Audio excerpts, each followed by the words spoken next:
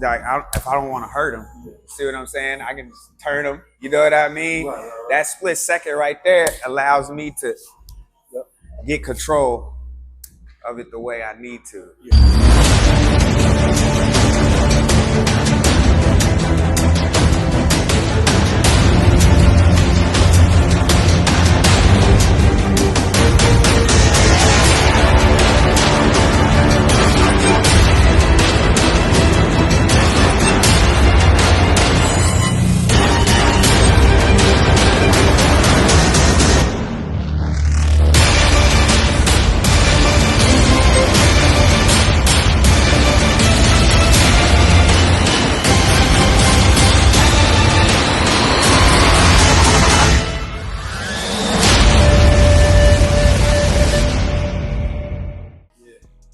So look, let's talk about the entry to some of these locks, like you asked. Like we said a second ago, right?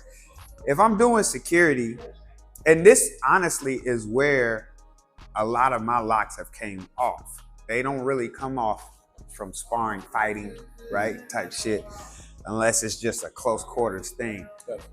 And because Chin Na is very close quarters, right? We can't start it out here type stuff.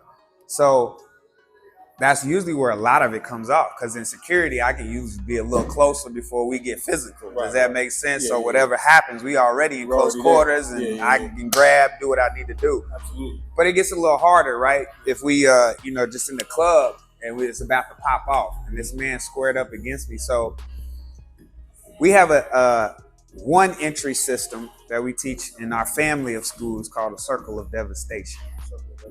Right? Very easy, very easy to concept. And there's a 1,000 variations of it, right? So the simple one is, and you probably know it from your Chung background, he shoots the punch. Oh shit! That's our response, okay? And that's the beginning. So hold it out so they can see it. Boom. Check. Attack and defend at the same time is really the biggest part of circle of devastation. Does that make sense? Absolutely. That's one part. The second part is me off of the line. Does that make sense? Because then that's how the circle starts. Does that make sense? Yeah. All right. So with that, I'm gonna shoot it. You try. Oh shit. Okay. Yeah. That's it. Yeah. Boom. Right there. Okay. Now take a little bit deeper step. Yes, not out, in. Yeah, you want to be on this line of me. Does that make sense? And that doesn't stop. That should jolt my spine. Does that make sense? Which makes you open to start doing the other things that you want to do, right?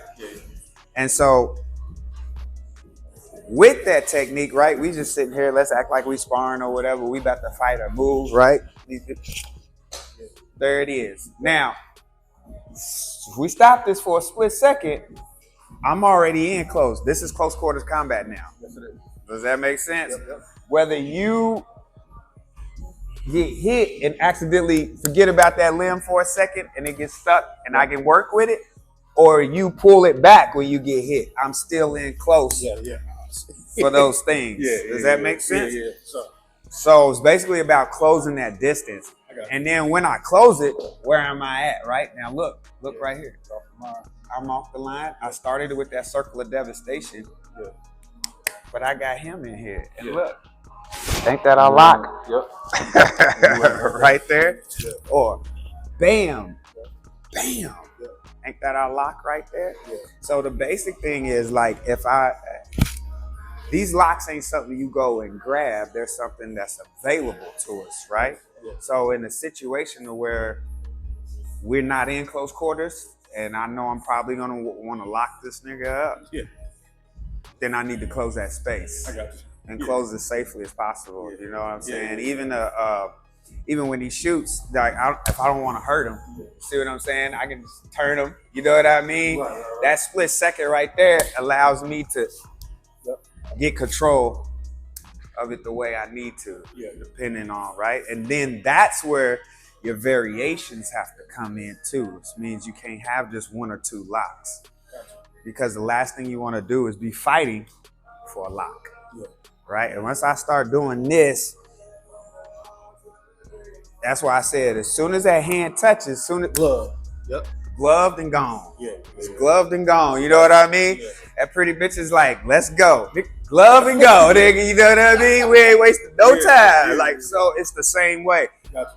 If it ain't in there like that, I might want to stick to striking until I can know that when I touch this motherfucker, it's mine. Yeah. You know what I mean? I don't have to think about it. I don't have to, you know what I mean? Gotcha. It's mine. And so you practice and flow to make it more precise. Because when we start moving, bro, it gets ugly. You know what I mean? And you gotta be able to pull it out the mud. You gotta find the lock in the mud and pull it out very quick. Yeah. So it's just a matter of closing distance and then also being fluid in my locks, right? So if we sitting here, we moving and we boom, right there, right? Yeah, right, boom, pull it back. Boom, boom, hand, right? Every time he puts something out there, that's for me. Okay. That's my opportunity. Remember when we talked about being able to see them openings? Yeah. That's all I want to do, right? And I need to be able to make sure I have fluid locks, because you see, what was the first one? You pulled it back when I went to grab it, boom. But then you put that hand out there. Then you put that hand out there. Yeah. So there was 3 different opportunities right there. Missed 2, got the 3rd one though. Yeah. Does that make sense? Yeah, for sure. Absolutely. Because you will never, and the internet is right. Nobody's just gonna leave their hand out there for you to. You're not. Right. You know what I mean? Yeah. But you do give me opportunities to take it. Yeah. Right? Anytime you reach out to touch me is an opportunity for me to touch you. Gotcha. Just got to see what's going on. Most people, when they're reaching out or somebody's reaching out to do something to them, they just want to hit or get away. We train differently. When he reaches out, I want to get closer. Thank you. That's broke. You know what I mean? As soon as I break it and you bend down like that, you know. And if he sees that and pulls that other hand, then we right. You know, like always.